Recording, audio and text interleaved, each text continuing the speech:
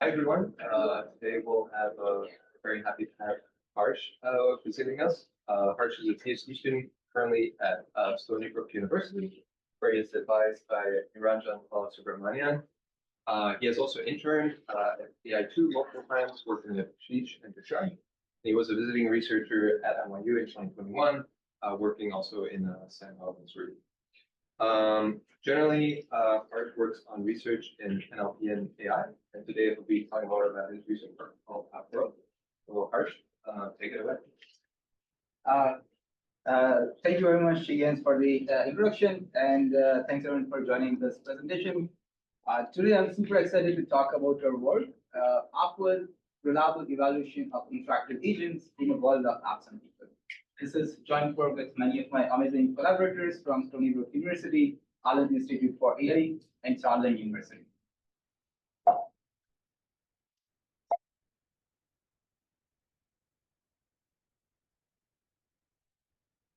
All right, so I want to start this talk by painting a broad vision behind this project before diving into the specific work.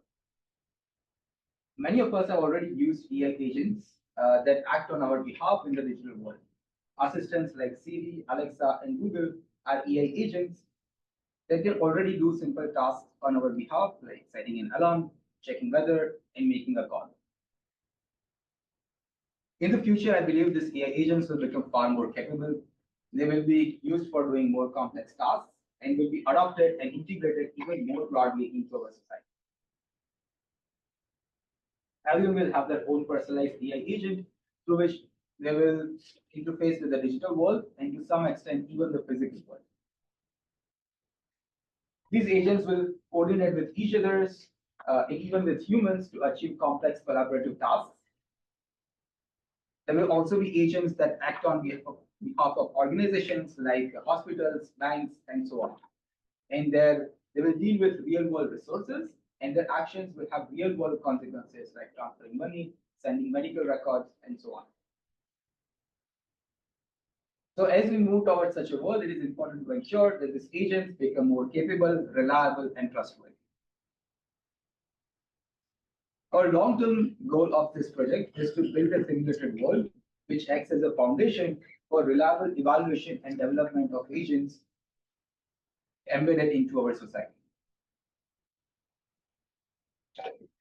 Apple is a step towards this long-term goal, and that is what I'll talk about next. AppWorld is a simulated world and a benchmark which focuses on a setting where AI agents individually and autonomously complete day-to-day tasks on behalf of people on their app accounts. It includes tasks such as returning an Amazon order and buying a replacement, sending old money to friends on Venmo, and canceling meeting reminders based on coworkers' emails. Agents can operate such apps broadly in two ways. First, by interacting with the browser or mobile user interface, and second, by calling APIs exposed by these apps. Towards the end of this talk, I'll talk about our ongoing work on interacting directly with the user interface.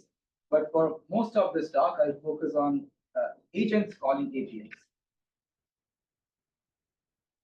Although calling APIs is the main ingredient, for complex tasks, that is not enough. Here, calls to the APIs also have to be made by writing rich code in an interactive manner. Let's see how an ideal agent could tackle an example task. For example, play my shortest Spotify playlist with enough songs for today's workout. My workout plan is in simple mode. To solve this task, the agent has to find the user's today's workout duration. To do this, the agent obtains the user's simple note credentials, logs in, and searches for the workout related nodes, all via writing the code snippet, making appropriate API calls to the simple note app. Notice here that the output of the first API is going as an input to the second API. Still, both of these API calls can be made into the same code snippet, even without knowing the value of the token variable. This is possible if the agent knows the output schema or type information of the first API and input schema or type information of the second API. However, what to do next depends on the preform text present in the notes variable. So the agent has to print it. The agent sees that there is a note with preform text indicating day-wise workout durations. So the agent prints the current day to find today's duration. Notice here that the here agent printed the current day because it found the note with day-wise workout. However, however, the user's notes would have been organized in any number of ways, each of which would have required a different code snippet. So here, the second code snippet actually written interactively based on the first code snippet's output. All right, so now the agent knows that today is Tuesday, so it is infers a 45-minute workout. And then it searches for the user's shortest playlist with enough songs for the duration. And to do this, the agent has to look through the playlists, obtain their individual durations, and filter them accordingly. Filter and select them accordingly. And doing this involves writing rich code with various programming constructs like loops, conditionals, arithmetic, and so on. So in summary, we saw that a seemingly simple day-to-day task can be quite complex, and it had two key requirements. It required environment interaction to write the next code snippet, and the code itself was rich with various programming constructs. So the key question we asked in this work is, how can we develop and benchmark such rich and interactive coding agents for complex digital tasks in a rigorous and reproducible manner? As it will become clear later, to do this, we require three ingredients: a rich and reproducible environment of API operable apps for agents to interact with, a benchmark of complex tasks requiring API calls with rich and interactive coding, and a robust programmatic evaluation framework for checking agents' code completion. Now, there have been many existing tool use or API use benchmarks like Gorilla, Toolbench, API Bank, and so on. However, they do not support these three requirements. Their tasks are simple with only a linear sequence of 1 to 4 API calls. They have a small number of API implementations or use unstable APIs. And they use a human or LLM judgment or reference-based evaluation, which is not robust for complex tasks that can be solved in many ways. So to bridge this gap, we introduced AppWorld, which constitutes a new environment, a challenging benchmark, and a robust evaluation framework. And I will talk about these three components next, starting with the environment. We want to build an environment of API operable apps like Amazon, Gmail, Venmo, and so on.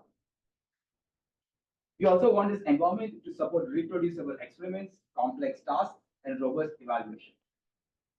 Reproducible experiments require resetting the start environment to the identical state whenever we want to run an agent on a task. Complex tasks require tailoring the start environment specifically for that task to be compatible and challenging. And robust evaluation requires accessing the final environment state, as complex tasks can be solved in many ways. This means that we need full control on the state of the environment, which for an app-based environment is defined by the databases underlying these apps. In other words, we need full control on the app databases. And this rules out the option to build this environment from real apps, because their proprietary databases are fully controllable only by them and not by us. So instead, we implement simulated versions of these apps in our own backend of APIs and databases. This provides us or anyone else with full control over the app databases. Simulated apps also have other advantages over real apps, like real apps require real resources. For example, Venmo payment would require real money, Whereas in our simulated app, a Venmo payment would just be a database entry indicating who paid from what. Simulated apps are also all fast, always available, and have no API rate limits, which is not the case for real apps. So all of these, that said, all of these benefits of simulated apps are not enough. We also need richness, realism, and complexity of the real apps. And for this, we have spent huge amount of effort in this work in making sure that these simulated apps are rich and high fidelity in nature, meaning that they have closely similar features and behavior to real apps. Our app implementation span over 60,000 lines of code, 457 APIs with detailed API documentation, and 100 plus database tables. These apps have fine-grained and detailed functionalities. For example, the Gmail app won't be just send and receive emails. Emails will be organized in threads within your inbox and outbox. You can reply and forward individual emails from them to different contexts. You can schedule them for a future time. The threads will also have your drafts. You could attach to and download files from them. You could mark them read, archive, spam, organize them by labels, and also do advanced and full text search with various criteria. And this is still a small list of things you could do in the simulated Gmail app. Actions or API calls in these apps also lead to real-rated in-app and cross-app consequences. For example, when you place an Amazon order, your cart is cleared, the Amazon product inventory is updated, your payment card is debited, it shows up in your past orders with tracking information, and you also get an email confirmation with the receipt as an attachment. These apps also have authentication and privacy features like login, sign up, forget and reset password, and prevent access to others' private information as well. APIs for these apps always provide informative error messages and never blanket errors like internal server error. For example, if the agent tries to send money to someone via a payment card that doesn't have enough balance, the API will respond with a message saying so. And this will help the agent to learn via interaction. And these API documentation also have detailed input and output schemas. These apps have also been extremely rigorously unit tested. We have over 1,700 plus unit tests spanning over 34,000 lines of code and providing a test code coverage 98%. We wanted it to be such that agents can explore and operate this environment arbitrarily without the environment breaking or behaving unexpectedly. And this rigorous testing gives us a high degree of confidence that we have such a reliable environment. And as discussed before, these apps also provide full programmatic control over the database state. And we use that control to populate app databases with rich and realistic data. As I will show later, this data will help us build complex tasks. In particular, we create a simulated world of people. This world has 100 plus people. In this world, each person has personal accounts on all apps. They also have home and work address for online delivery and payment cards for monetary transactions. This allows for personal tasks like buy a t-shirt for my home delivery using my Visa card. People in this world are also related to each other via various relationships like parent, friend, sibling, partner, and so on. And this allows for relational tasks like me and my partner that I'm running with. These apps are populated with realistic personal and interpersonal digital activities of people which are consistent with their relationships. For example, on the top, you see an employee sending an email to his manager asking for a leave approval. And on the left, you see two roommates chatting about apartment bill payment over phone messages and so on. These activities are populated spanning 2+ years of time, which allows for temporal tasks like delete my emails from last year. Overall, the final database has 100 plus tables, 350K plus rows, and 750 plus columns. This simulated world of apps and people, which we call base world, provides a rich and realistic foundation to build the complex tasks on top of. And I will show how we use this base world later in the benchmark section. Maybe one question. How do you, maybe I missed it, but how do you make all these relationships and decide the accounts for the credit card and then like the email accounts?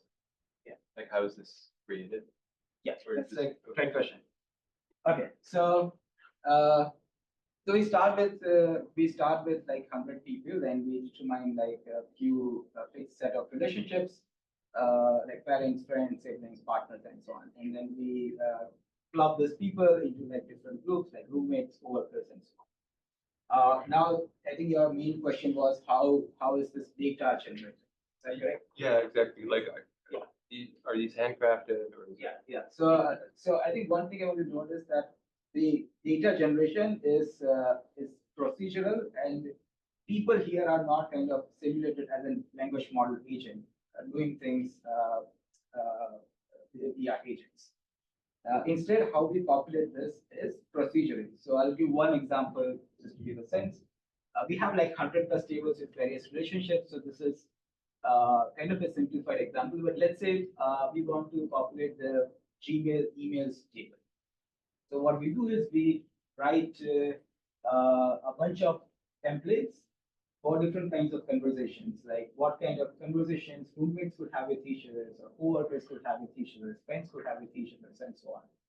And then we instantiate those templates stochastically, like over like 2 years of time, by calling these APIs, and that helps us, instantiate those templates and populate them for these different people. And these templates are it's a mix of both. Like we use ChatGPT a little bit here and there. There is like a lot of human in the loop in the process. So everything that is generated has been like reviewed by us, so just to make sure that the data that it's generating is what we want, it is realistic, and it's sensible to like what conversations different people would have with each other. So this is just like one table. We have like 100 plus tables, and it becomes a more complex when you have different relationships. But I think this gives an idea of how this gets done. Yeah. How is that then mapped to like the kind of internal state of the different apps? Do you just because I guess you re-implement all of I don't know, like because usually of course the Todoist or Gmail would have like a different internal representation of what that person is and what it knows than another app. How do you? But I guess since you just re-implement the whole, that you just pull the right information from the right. Yeah. So thing to note here is that everything is in our control. Yeah. And your point about consistency is important because like for example, if I have like let's say an Amazon account and Spotify account, and I have let's say premium membership on both of them, I would probably have like a payment card. If I'm like a real person, I would have one of the payment cards I own, which is on Amazon, and probably same or other ones that I own with Spotify. So that has to like kind of consistency of data across the two. Similarly, if I'm having conversations with my coworkers, if I'm having conversations on Gmail or conversations over phone, they would be similar kind of conversation. I mean, they would still be sensible in the sense that those would be the kinds of conversations you would have with coworkers. So even in terms of data, there has to be this kind of consistency. But this is all possible because the data is generated procedurally. So for example, let's say I'm populating data for this person, we would basically populate all of their apps starting from there. And whenever consistency is required, we could just programmatically do it. Does that answer your question? Yeah. Cool. Any other questions? Okay.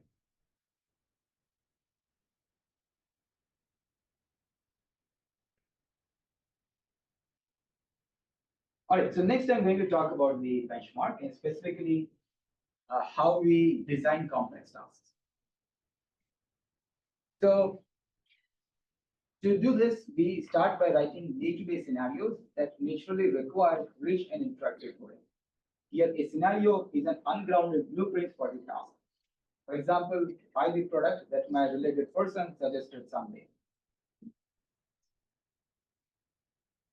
For example, from the scenario, one can create multiple tasks like buy the shirt that my roommate suggested today, buy the desk that my coworker suggested yesterday, and so on. However, remember that we want the agent to follow the instruction by taking action in the environment. So just instruction is not enough to define the task. We also need the database state, we also need the world state, which constitutes the database state and current time within the world. And we also need a supervisor who is the person in the world on whose behalf the agent is supposed to operate apps.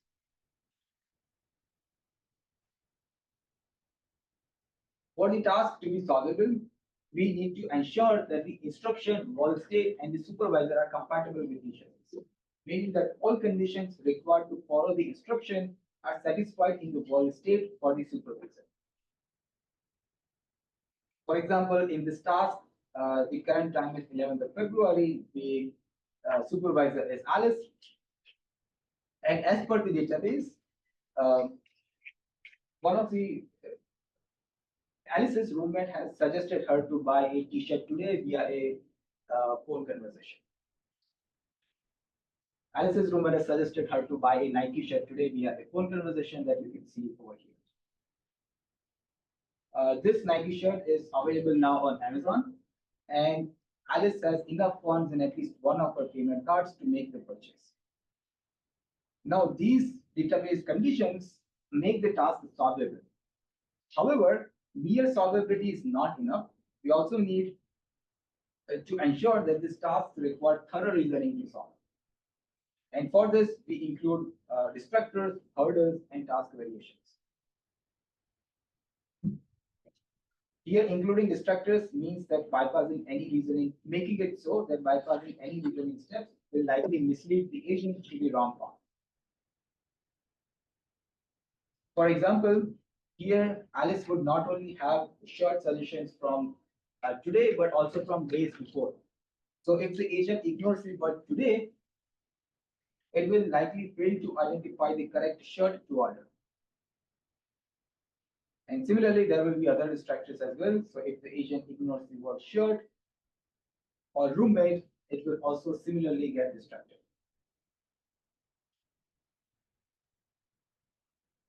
We also include task hurdles, which requires agents to do realistic failure handling and adaptation. For example, here, one of the Alice's payment cards has no money in it. So agent has to realize to try another card when that one fails.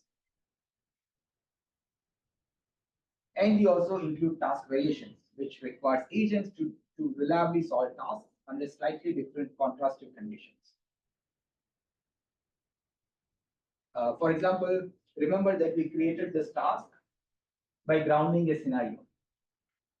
Similarly, we can create a different task by differently grounding the same scenario. Notice here that the two tasks have a different current time and the supervisor. They have different placeholder values. And they have different database state that is still appropriate to satisfy the previously discussed properties. All right, so now we know what we want from the tasks. Let's see how to ground the scenarios to satisfy the required initial conditions. To do this, we use the base world that we discussed earlier. Remember, the base world already has a rich, fully populated app databases, including people and their activities. This base world provides a reusable foundation that can be used across all scenarios. However, this base world may not satisfy task-specific requirements. So we will need to adapt this base world for each task, as I will show in a minute. To ground the scenarios, we need to do two things. First, we need to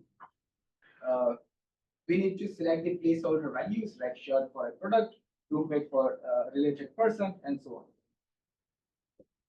We then need to ensure, or we then need to satisfy the required initial conditions.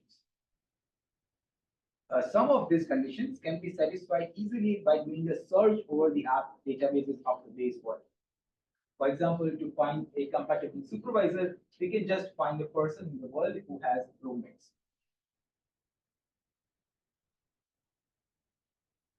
However, for other conditions, search is not enough. We also need to edit the app database. For example, the base world would not have the specific phone conversation about the short suggestion between Alice and her roommate. So we need to create one. And for creating this, we have to edit the app databases. Now, note here that this is like a heavily simplified picture. In practice, there are many conditions, often with interdependent requirements. So to have the flexibility to do all of this, we do all of this programmatically by writing the task set of code for each and every scenario. All right, so now that we have the task, we want to programmatically guarantee that they are indeed solvable. And for that, for each task, we write the solution code and evaluation tests. And then we programmatically verify that running the solution code passes all evaluation tests. I want to emphasize here that each scenario has like completely unique requirements. So all code has to be written individually for each scenario. It's taken over like 5 hours of time per scenario and over 40,000 lines of code. And to make sure to ensure very high quality, all scenarios and code have been developed by us, not crowdsourced, and it's also been reviewed multiple times by multiple people. So I'll go over a couple of more example tasks from AppWorld. The first one is I'm going on a camping trip with my siblings. I emailed them a checklist of the needed items, check who committed to bring what, and then order the remaining items on Amazon. The second is I booked a few hotel rooms today for my upcoming trip. How much did I spend in total from my Visa card based on the email confirmations? And so on. All right, so to solve these tasks, agent is given 3 things. It's given the instruction, it's given the API docs to understand how to use the APIs, and an interactive coding shell with an API client to call app APIs. By default, we provide this IPython-based shell, but one can really use any language or HTTP client of their choice. Based on our written solutions, we find that these tasks are quite challenging. They require 1 to 4 apps, 5 to 25 unique APIs, 10 to 200 API calls, and 20 to 130 lines of code. And this is all assuming perfect knowledge of APIs because they are written by us. In practice, agents require a lot more API calls and lines of code as they learn by interaction and exploration. So we have 750 such tasks built from 250 scenarios. Remember, each task scenario could have multiple apps. From all of these apps, we hold out 2 apps, Amazon and Gmail. All the tasks which involve any of the 2 held out apps go into the test challenge split. And the remaining are randomly divided in train, dev, and test normal splits. Notice here that we have 2 test sets, test normal and test challenge. From this, the test challenge is our main test set, as it forces learning to use APIs for held out apps by reading and understanding the documentation. And we also find that test challenge tasks are inherently harder as well.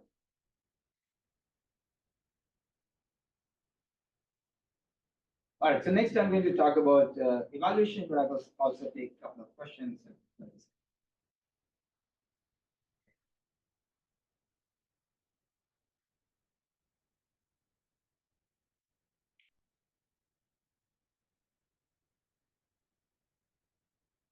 Okay, So I'll talk about the evaluation next. So we want a way to robustly and programmatically evaluate agents. However, these complex tasks can be solved in many ways. For example, if you want to download an Amazon receipt, you can download it from Amazon API, or you can go to the email confirmation for the corresponding order and then download a receipt from there. Both of these are different routes, but they are both completely valid. So comparison to a reference solution is not suitable. Therefore, AppWorld uses a state and execution-based approach. In particular, the agent starts with the initial state corresponding to the task. It does a series of code executions, many of which may be state changing, and then we get the final state of the database. We then compute the database difference between the initial and the final database state to obtain cumulative changes that the agent has made to the tables, rows, and columns. And then we programmatically check whether they include all desired and no undesired changes. And we do this check roughly in a hierarchical manner, going from tables to rows to columns. For example, for our Amazon task about buying a shirt, we would first check that agent has made changes to only a small list of tables, like Amazon orders, inventory, and so on. This very simple check captures vastly many ways agent could have caused undesired changes or collateral damage. For example, if the agent was asked to buy something and it instead ended up returning something, then the Amazon returns table would change. And as a result, this test would fail. Then we check that only one row has been added to the Amazon orders, and that row corresponds to the expected Nike shirt. So the takeaway over here is that regardless of whatever path the agent chooses in making the desired changes, like using a Visa card or MasterCard, it will indeed pass. And regardless of what undesired change the agent makes, like returning an order or deleting an email, it will fail. So based on these assertions or tests, we define two evaluation methods. First, the task goal completion, which checks that all tests in a task pass, and a scenario goal completion, which checks that all tests for all three tasks in a scenario pass. All right, so next I'll talk about the experiments.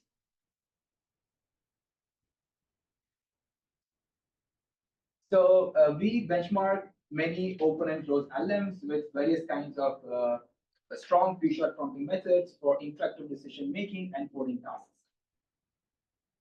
I'll go over some of the prompting methods.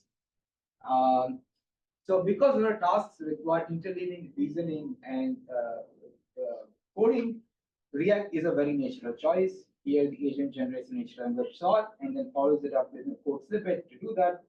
Depending on whether the code executed or not, the environment returns the output or error stack trace, based on which the agent decides what to do next, and the sequence continues.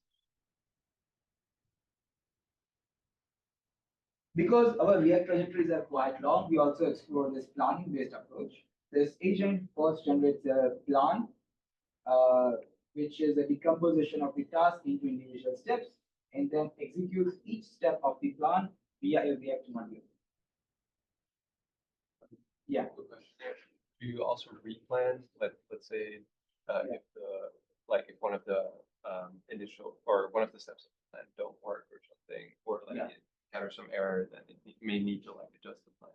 Yeah, that's a great question. So we do not do that. So question is do we need dynamic planning, or we just generate one plan and then execute the individual? So we do not do that. I think one of the future works that people will explore is this dynamic planning, where based on what we are seeing in the environment, the plan adapts. I think that's a very cool future direction. But as it is, as I will show later, is that uh, React is React is the best approach so far. So I think uh, we tried some simple ideas around dynamic planning, but they did not work out, so we did not explore it further. That's a very interesting future or possible there. I should also mention here that although plan is something that agents cannot change, but individual modules can adapt to failures and can adapt to whatever they want uh, locally. All right, so next, because our tasks in the end require API or function calling at the core, we also explore the native function calling abilities of language models for which these days they come pre-trained on. This agent first generates a batch of parallel function calls. Uh, then the environment provides the output or a trace for each of those calls, based on which the agent decides what functions to call next and the sequence of continues. And finally, we also explore a agent which is closest to standard code generation benchmark baselines. This agent first attempts to generate full code for the task in one go. If the error, if the code executes without any error, we stop there. And if there is an error, we show the error stack trace back to the model, tell it to reflect on its mistake as per the error stack trace, and then try again. And the sequence again continues. All right, so now let's look at the results. On the x-axis, you see different open and closed LLMs. And on y-axis, you see the task goal completion for the test normal space. The scores that I will show in a bit reflect the maximum score achieved by an LLM across all 4 pre-shot prompting methods. And as we can see, the best model GPT-4o struggles getting only under 50 points. And this, as I will show later, is the easiest to setting. Now, let's look at scenario goal completion, which assesses agent's robustness. Remember, scenario goal completion captures whether the agent can complete all 3 tasks of a scenario, which are variations of each other. When we go from task goal completion to scenario goal completion, we see that there is a huge drop in performance. For example, GPT-4o only gets 32 points and drops from 49 points. And when we go from test normal to test challenge, which is our main test set, all scores significantly drop further. For example, GPT-4o only gets 13 points in scenario goal completion. And when we break down the GPT-4o numbers into individual prompting methods, we see that GPT-4o performs best with React, and other methods are behind it. So we have created this task in 3 levels of difficulty, which allows us to assess the agent scores at different levels of difficulty. Here we see the plot showing the distribution of tasks as per the difficulty levels, and here the lines show the scores of these methods at different difficulty levels. And we see that going from level 1 to level 3, there is a huge drop in performance. For example, the best method React drops from close to 55 to close to 20, going from level 1 to level 3, which shows that agents struggle much more on harder subsets of AppWorld. And because we also have this solutions written for each of these tasks, we can also do the same analysis on other difficulty indicators like number of APIs and number of lines of code as per our solution, and we see the same trend of crashing performance as the difficulty increases. Yeah, so you had a question. Yeah, sorry. So the difficulty was chosen by like an automatic metric or Oh yeah, no. So annotated? annotated. Yes. Okay. So we developed all of these tasks ourselves, and when we were designing it, like designing what hurdles it would have, what distractors, what interaction needs it would have, what error handling it would have to do, all of these subjective things based on which we decide give them this 1 to 3 levels, and it was mainly for for our like internal purposes. We just wanted to have like some uh, uh, the distribution of difficulty levels as we like, but in the end, when we actually did the experiments, it just so turned out that the trend was just extremely uh, close to what we expected based on our difficulty ambition. So we also this time we could also evaluate how many ways. All right, so next I'll talk about a couple of experiment analysis. First is how much does the score improve with interactions? So at the start of this talk, I gave this example motivating the need for rich and interactive coding. This example was a React trajectory with only 2 interactions. However, in practice, React takes many more interactions to complete tasks. This plot shows the distribution of tasks as per the number of interactions. And you can see it goes up to 70. And when we look at the score the agent gets at different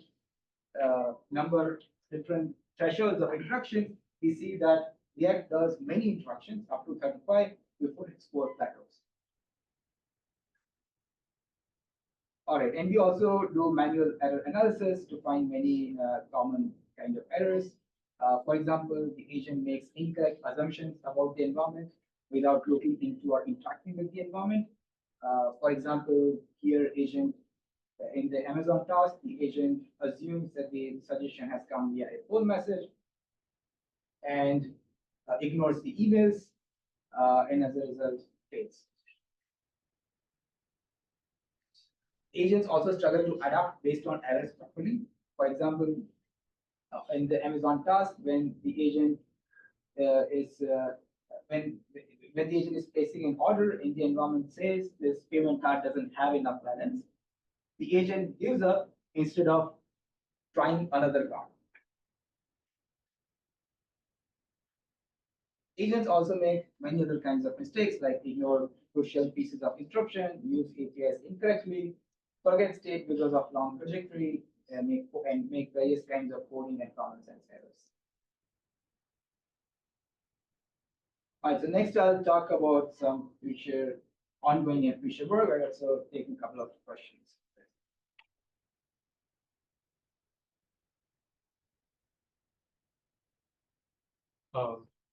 It's really curious because it seems like models really benefit from doing like multiple rounds of thinking. I was wondering if you have tested like a one on AppWorld and how well it appears. Yeah, I have actually. Let me see if I can go to that slide. Yeah, so these are some preliminary results. Oh, cool. So this is a GPT-4o and this is with Omni. Sorry, O1 Mini. And at least in this case, it did not work well. This is not with the React.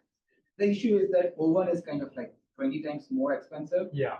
It takes like so many more tokens, like internal thought tokens. And so we couldn't do it like on the full scale. This is on like a dev set. But at least so far, the improvements we are not seeing. But I'm trying to do like full scale experiment. Just one more thing I want to mention here. I think the hypothesis I have on why O1 Mini is or O1 is not working as well is that for all the methods that we have, like these thought processes, like at every step, it's just already baked into the prompting. So maybe perhaps like additional internal thoughts are not something that is helping. So that's just like my hypothesis. I'm not sure answer for sure, but yeah. So more investigation and more experiments will be upcoming in the next couple of weeks. Yeah, but that's really interesting.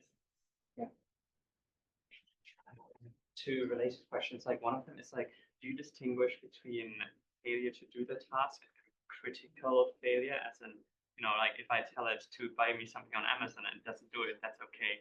If it buys me something else or it returns something, that's terrible. Yeah. So do you distinguish between those two scenarios? And I think coupled to that question is like, so what we see with software engineering agents, like if you look at pass at 100 or you just try a lot of times, we see like the performance performance, like the probability of it solving something within 100 times might be double the thing. And of course, if you distinguish between like critical failure versus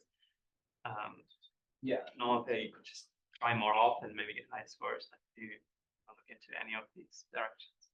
Yeah, so that's a good question. So I think so we have this two kinds of unit tests. Like one is about um oh sorry, give me 1 second. Yeah, so we have I don't think I have silent, but we have like two kinds of unit tests. One check one which check about like the correctness of the task, and one is about like assessing whether some collateral damage is done, like you're trying to place order and you start like a prime subscription or something like that. But the way the tests are written, there is no like explicit labeling on them. So doing that would require some more like more annotation. But I think it's definitely something interesting. And the concept is that if you're doing the right thing, and none of the wrong things, then you will get a good score, like 1 over 0. That's it. I think that's an interesting point. The follow-up that you asked was, what was it? About multiple class of K. Yeah, and I think that is also very interesting. I think one thing that I should point out, which is different from like software engineering and some of the other domains, is that here in real life you cannot do multiple trials. Right. If I send you money, I mean, I would, it would be difficult, right? So, so these kinds of arbitrary resets are not possible in this domain in real life. Like an upper limit. Yeah, but still, all of these things are useful for just saying how, like, what is the upper limit of like current nodes. And I think we have not done that, but I think that's definitely something interesting. Because in our simulated environment, we can reset anytime. We can even go like EFS or something like that, do search, backtrack. And yeah, I think there are a lot of interesting model-based approaches also that we use here. Yes, can I ask something? Oh, no. All right, so next I will talk about. Okay, so next I'll talk about some ongoing and future work. So how do we make progress on AppWorld agents? I think there are many research directions people can pursue. Like one can come up with like a self-play or reinforcement learning-based learning strategy on top of our environment. One can curate training data for interactive coding and API calls. One can come up with a learning strategy for higher level skill or function library. And they can also explore many planning-based, search-based, and memory-augmented approaches. And soon, all of this research would also be possible in a multimodal version of AppWorld. So in this work, we so far have discussed about agents calling APIs, but sometimes apps do not expose public APIs. So agents should also be able to interact with the browser and mobile user interface directly to be able to complete these tasks in real life. So in this work, we implemented all of these apps in our own backend of databases and APIs, which can be operated via an API or HTTP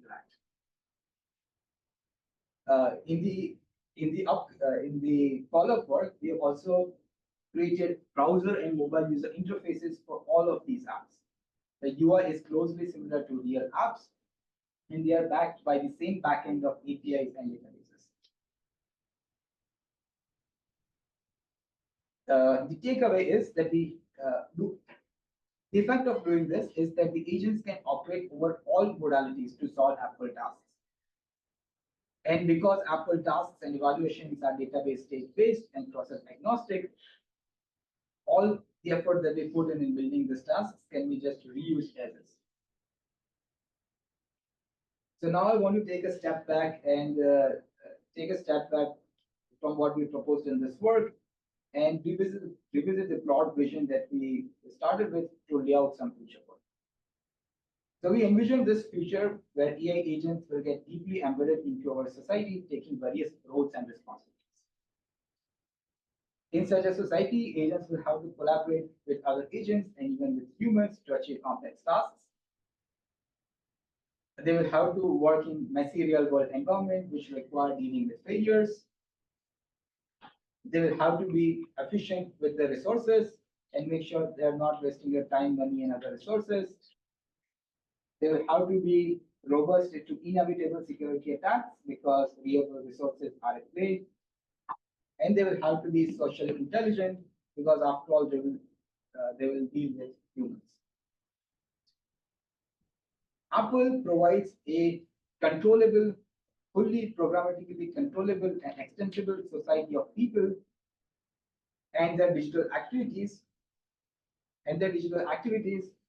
which can be used as a foundation to build agent benchmarks to make progress in all of these directions. And if you're interested in any of them, please reach out and I'll be happy to check further. All right, so in conclusion, we introduced AppWorld, which was born out of a significant engineering effort by our team, writing over 100,000 lines of code. We have developed a rich and fully controllable app environment with simulated activities of people. On top of it, we developed a benchmark of complex tasks with robust programmatic evaluation framework, ensure that best LLM agents struggle on it. And we also discussed many future works in creating better agents and also creating benchmarks for collaborative, multimodal, and social agents. So please check out appworld.dev for task API Explorer, leaderboard, agent trajectories, playground, and a lot more. We have made Apple to be just really easy to use. So you can click install it and start building and testing your agent. And if you have an agent, the code on the left is all you need to run and evaluate it on Apple. It runs very fast and you don't need any Docker or anything else. Good. So that's all I have. Happy to take any questions.